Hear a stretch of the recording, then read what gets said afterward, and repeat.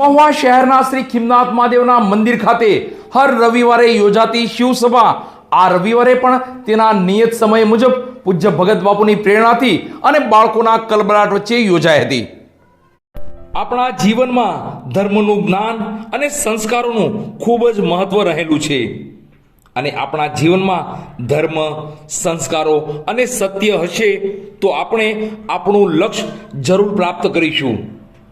ત્યારે જીવનમાં આવી મૂલ્યવાન વસ્તુઓ બાળકોને શિવસભામાં મળી રહી છે। પૂજ્ય ભગત બાપુની પ્રેરણાથી અને તેના આશીર્વાદથી હર રવિવારે શિવના ફળિયામાં એટલે કે મહુવા શહેરના શ્રી ખીમનાથ મહાદેવના મંદિર ખાતે યોજાતી શિવસભા આજે પણ યોજાઈ હતી। આગામી દિવસોમાં ગુરુ પૂર્ણિમાનો ઉત્સવ આવનાર હોય સેવક ભાઈઓ બહેનો દ્વારા તેમની ધાર્મિક વાતો કહેવામાં આવી હતી।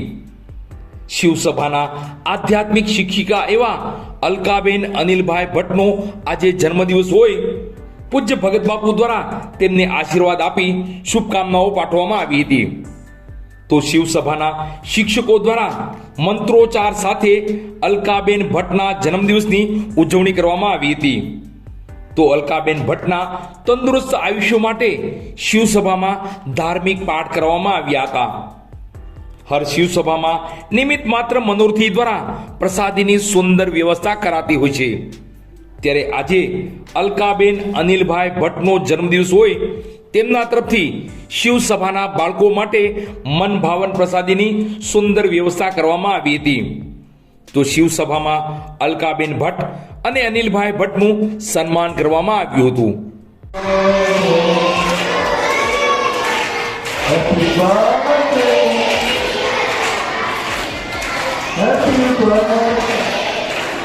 સાધુવાદ હૃદયની શુભકામનાઓ જગન્નાથ દાદા પાસે પ્રાર્થના કે જગન્નાથ દાદા એને ખૂબ લાંબી આયુષ્ય આપે અને ખૂબ સેવા કરાવતા।